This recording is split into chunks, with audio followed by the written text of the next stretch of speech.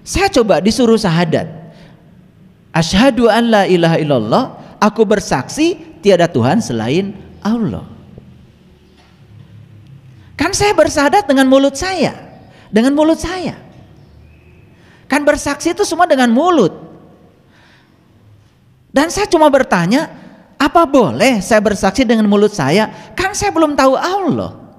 Kan syahadat itu bersaksi kepada Allah dan bersaksi pada Rasul. Sedangkan saya tahu Nabi Muhammad sendiri sudah meninggal 1500 tahun yang lalu. Fotonya saja sampai sekarang saya belum pernah lihat. Sementara saya harus bersyahadat kepada beliau. Coba saya ini, kalau kalian kan gak seperti saya. Segala puji hanya milik Allah, Sang kehadiran, Sang keberadaan. Dia senantiasa bersama kita, memenuhi seluruh ruang dalam diri kita. Kita tinggal dalam tubuhnya, kita tinggal dalam perutnya Allah. Dia memeluk kita setiap saat, memenuhi seluruh kebutuhan kita, meminjamkan kehidupan lewat nafas kita dari ruang semesta tanpa batas ini. Selama ini barangkali kita hanya terpesona melihat sesuatu tanpa memandang. Padahal yang disebut dengan materi sesungguhnya adalah ruang kosong. Karena materi tersusun oleh atom, atom membentuk molekul, molekul membentuk materi, dan setiap materi itu sesungguhnya adalah ruang kosong. Materi adalah energi yang memadat. Makanya Allah meliputi semuanya, meliputi semua yang di luar, meliputi semua yang di dalam. Tidak ada satu materi pun yang tidak diliputi olehnya. Semoga kesadaran ini sudah terbangun dalam diri kita. Oleh karena itu Allah memberikan izin kepada kita lewat tubuh kita untuk menyaksikan kecerdasan semesta tanpa batas yang meliputi seluruh ruang kosong ini dengan menunjukkan cahaya di atas cahayanya. Karena dari semua bentuk energi yang gampang untuk disaksikan adalah cahaya. Oleh karena itu jangan heran kalau pencapaian spiritual di tingkat awal yang diawali oleh semua para nabi, para rasul adalah menghadirkan dan menyaksikan cahayanya. Beruntung para sahabat yang sudah diterangi pohon zaitun yang kegelapan dalam diri ini, sehingga pohon zaitunnya sudah terang benderang, bodhisatwanya sudah terang berang, sehingga kita bisa mengalami maulid setiap saat di setiap ruang dan waktu. Bagi orang yang berkesadaran, maulid bukanlah peringatan yang diperingati setahun sekali, tapi maulid itu adalah lahirnya kesadaran kita setiap saat. Dan kalau kita sadar sesungguhnya di setiap ruang dan waktu, tubuh kita itu bukan tubuh yang kemarin. Pada saat saya memberikan pelatihan sholat khusyuk kemarin, ada sahabat yang bertanya pada saya, "Ayah, kenapa waktu saya pelatihan sholat khusyuk bulan yang lalu dengan saya ikut pelatihan khusyuk yang sekarang kok rasanya berbeda? Dan sekarang rasanya saya bisa manunggal, bisa menyatu walaupun cuma 1 rakaat saya melakukan sholat." Jawaban saya sederhana, kamu tidak sadar bahwa sesungguhnya saya 2 bulan yang lalu dengan saya yang hari ini sudah bukan Saiful yang sama. Kesadaran saya sudah berbeda. Secara fisik, secara fisiologi, atom-atom penyusun tubuh saya sudah bukan yang lalu lagi. Bahkan Saiful yang kemarin dengan Saiful yang hari ini sudah berbeda. Jadi jangan heran kalau saya berbicara ayat yang sama, kemudian kalian mendapati kesadaran yang berbeda. Itulah yang disebut dengan lapisan-lapisan langit, lapisan-lapisan kesadaran yang tidak pernah akan ada habisnya.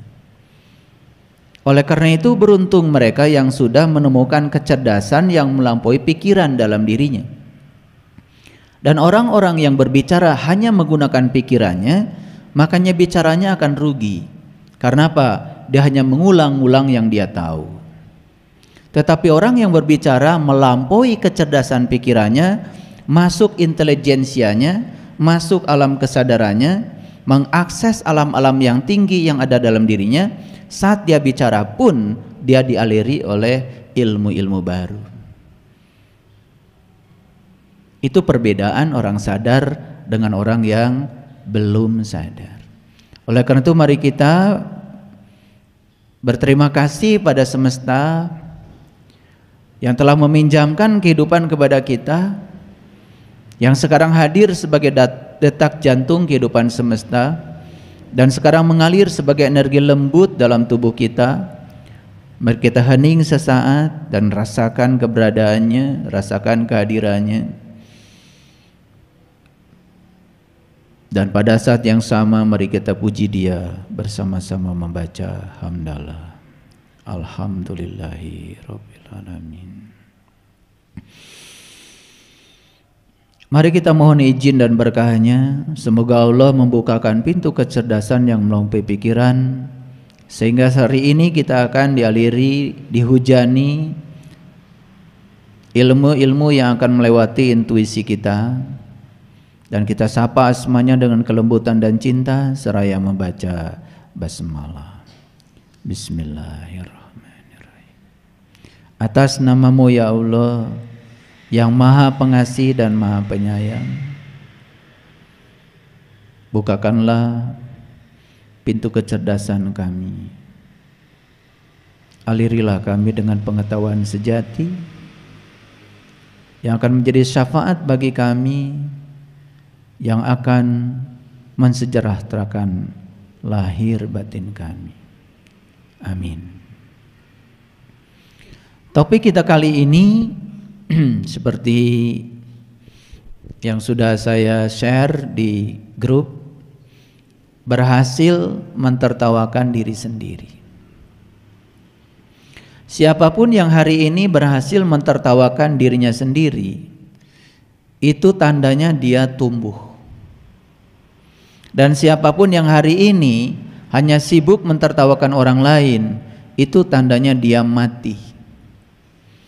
Jadi untuk membedakan orang hidup dengan orang mati sederhana.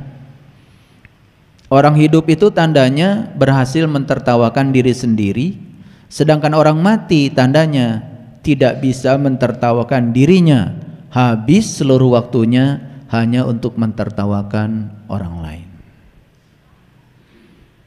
Itu cirinya tumbuh. Dan ciri tumbuh itu berubah. Sesuatu disebut tumbuh kalau berubah. Kemarin itu berupa biji, kemudian keluar tanda-tanda kehidupan dari biji, dan besok sudah jadi batang, besok keluar daun, besok lagi sudah menghunjam akarnya, besok lagi sudah menjadi pohon yang rindang. Itu ciri tumbuh. Dari mana tumbuh itu dimulai? Tumbuh itu dimulai pada saat kita sukses mentertawakan diri kita sendiri. Karena kita terlalu lama mentertawakan orang lain. Hari ini saya akan berbicara tentang diri saya.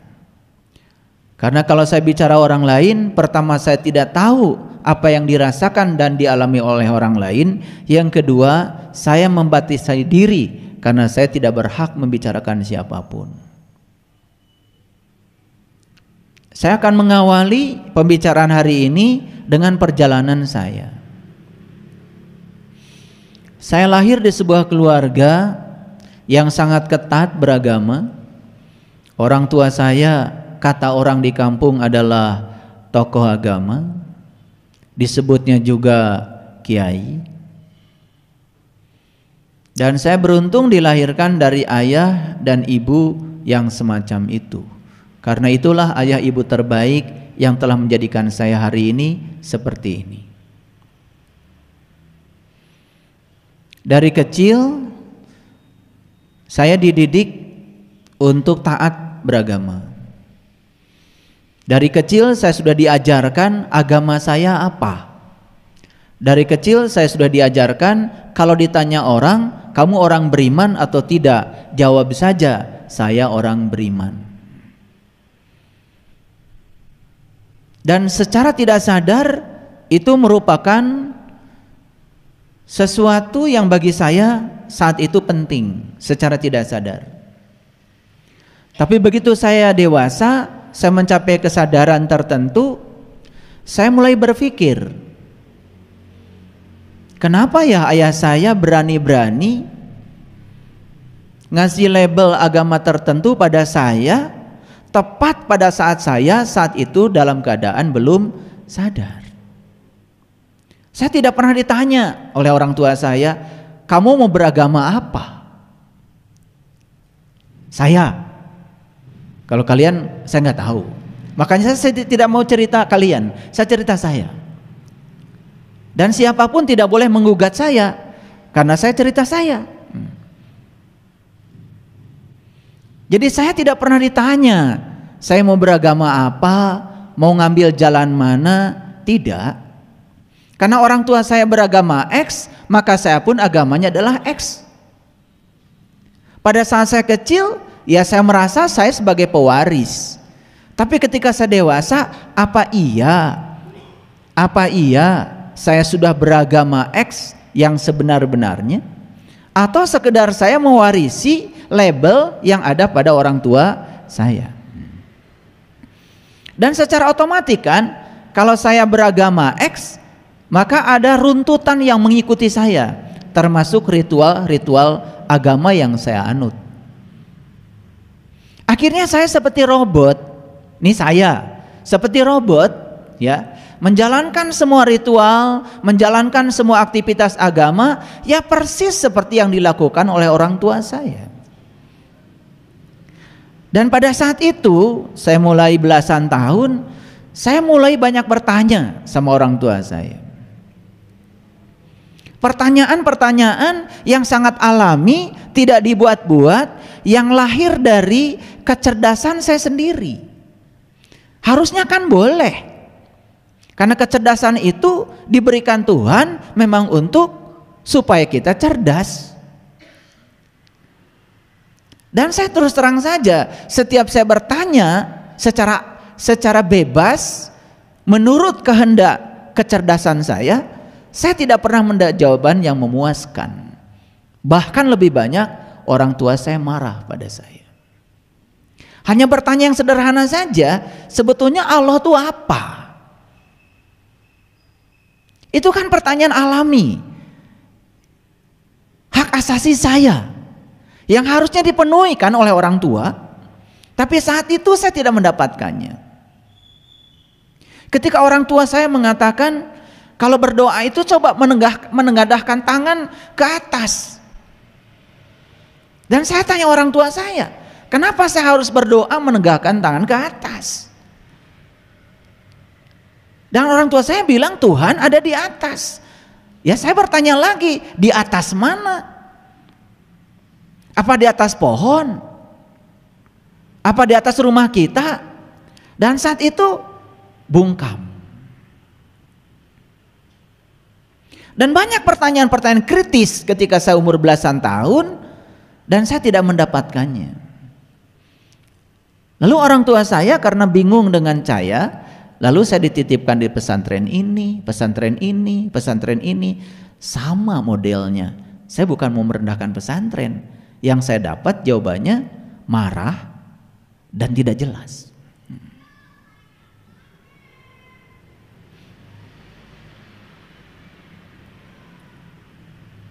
Saya disuruh bersahadat, ya saya disuruh baca aja. Kata bapak saya, sahadat asyhadu alla ilaha illallah wa asyhadu anna muhammadar rasulullah.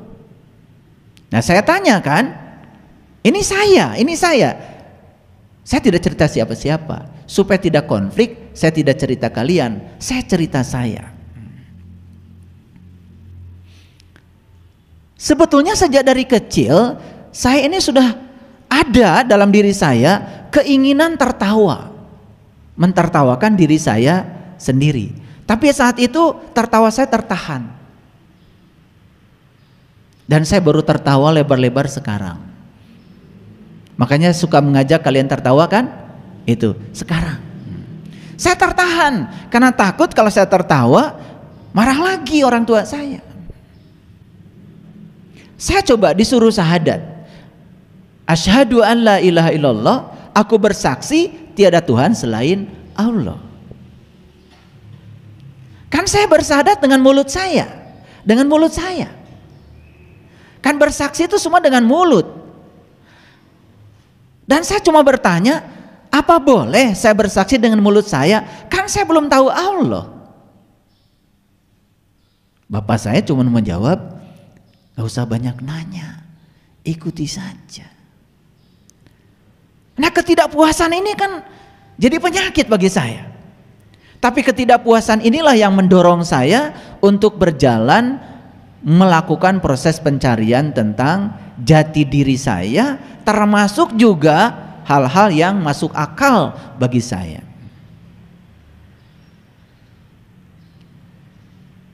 Kan syahadat itu bersaksi kepada Allah dan bersaksi pada Rasul. Sedangkan saya tahu Nabi Muhammad sendiri sudah meninggal 1500 tahun yang lalu. Fotonya saja sampai sekarang saya belum pernah lihat. Sementara saya harus bersyahadat kepada beliau. Coba, saya ini, kalau kalian kan gak seperti saya. Saya kan bingung. Mau tertawa, saya juga takut dimarahi. Mau nanya lanjutan juga, saya tidak mendapatkan jawaban. Saya, kalau kalian mah hebat ya, dari kecil suruh begitu, ngikut aja. Kalau saya tuh stres disuruh begitu, saya. Nah, ketika saya sudah menemukan syahadat yang sebenarnya, saya sudah bertemu dengan jati diri saya sudah menyaksikan Rasul sejati saya, dan saya sudah menemukan siapa diri saya. Saat itu saya mulai bisa tertawa.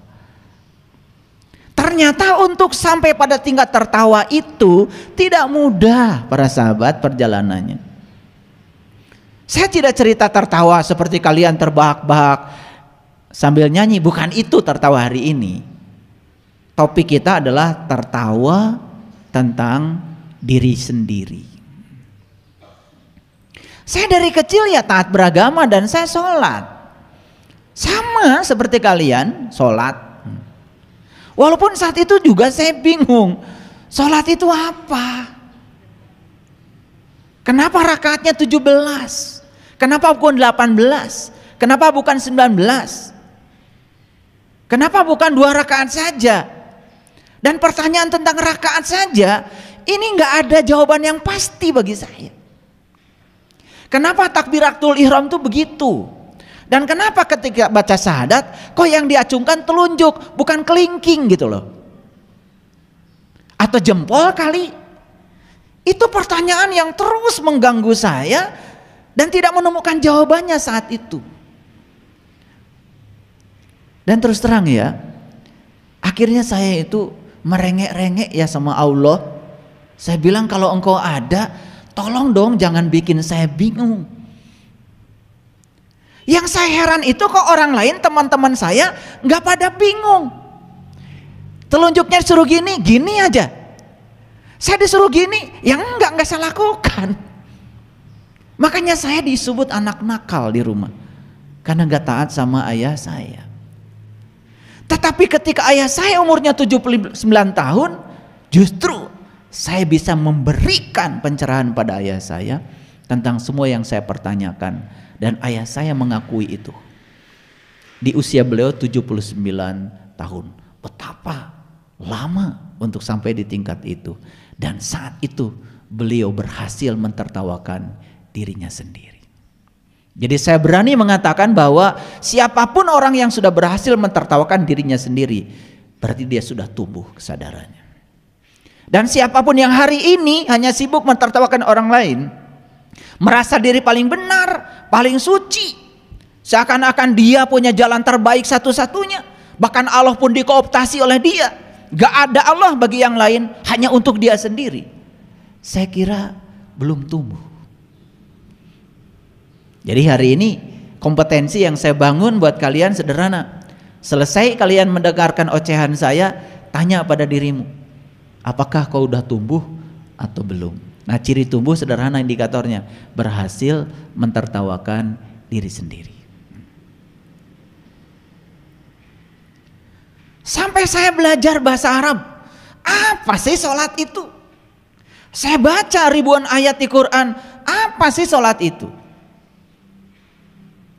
Sampai hari ini ya hampir banyak orang yang seperti saat itu saya menganggap sholat itu suatu kewajiban yang di dalamnya saya akan dapat pahala dan kemudian itu akan memasukkan saya ke surga. Itu aja. Padahal di Quran jelas, aqimis sholah, inna sholat tanha anil fahsya wal munkar. Dirikanlah sholat. Sholat itu adalah instrumen yang bisa mencegah Anda supaya tidak terjebak perbuatan keji dan munkar. Jelas Quran mengatakan bahwa sholat bukan tujuan, sholat itu instrumen. Tujuannya sholat adalah terjegahnya seseorang dari perbuatan keji dan munkar. Loh, kok perintahnya begitu? Tapi yang saya dapat selalu saja sholat itu ngitung rokaat, ngitung pahala untuk bekal katanya jaga di akhirat. Padahal sesungguhnya sholat itu adalah sarana instrumen supaya kita terjebak oleh perbuatan keji dan munkar. Lalu ada pertanyaan lanjutan dari saya, kenapa banyak orang yang sholat tapi masih saja melakukan perbuatan keji dan munkar? Kan itu pertanyaan lanjutan. Boleh dong itu hak asasi saya. Dan saya tidak menemukan jawaban. Gitu. Sampai akhirnya saya menemukan sholat khusyuk. Maaf ya, sampai hari ini saya tidak mau bikin modul pelatihan sholat khusyuk. Sampai hari ini saya tidak bikin PPT tentang pelatihan sholat khusyuk. Sampai hari ini saya tidak diizinkan untuk membuat itu. Kenapa? Karena itu ilmu yang sangat luar biasa, mahal sekali. Dan saya mendapatkan ilmu ini berdarah-darah sampai mendapatkan kenikmatan sholat walaupun cuma 1 rakaat. Bayangkan kalau 17 rakaat. Ya, itu. Oleh karena itu yang sudah dapat pelatihan sholat khusyuk dari saya, jaga. Jangan dianggap sepele. Saya mendapatkan itu berdarah-darah, tidak dengan cara yang mudah. Oke.